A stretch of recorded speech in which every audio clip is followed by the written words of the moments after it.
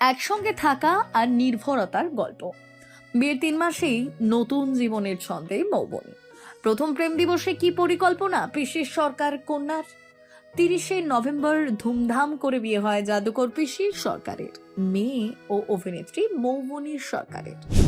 বিয়ের 3 মাস পেরোতেই জীবনে এসেছে একেবারে নতুন ছন্দ। সামনেই প্রেম দিবস, আর বিয়ের পর প্রথমেই বিশেষ দিনটি নিয়ে উচ্ছ্বসিত মৌবনী। তিনি জানিয়েছেন বিয়ের পর স্বামীর সঙ্গে তার সম্পর্ক আরো গভীর হয়েছে, বদলেছে নিজেও। মৌবনীর কথায় তিনি বরাবরই বিয়েতে বিশ্বাসী। সম্বন্ধ করে বিয়ে হওয়ার আগে প্রেম করার সুযোগ ছিল না।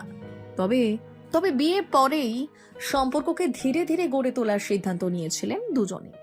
ভিন্ন পেশার হলেও বোঝাপড়ায় কোনো সমস্যা হয়নি। বিয়ের পর নিজেকে বদলে যেতে দেখেছেন মৌবনী। আগে যেখানে নিজের কথা ভাবতেন, এখন ভাবনা দুজনকে ঘিরে। নতুন নতুন রান্না করছেন, যা আগে কখনো কল্পনাও করেননি। মেয়ের এই বদল দেখে অবাক মা জয়শ্রী সরকারও।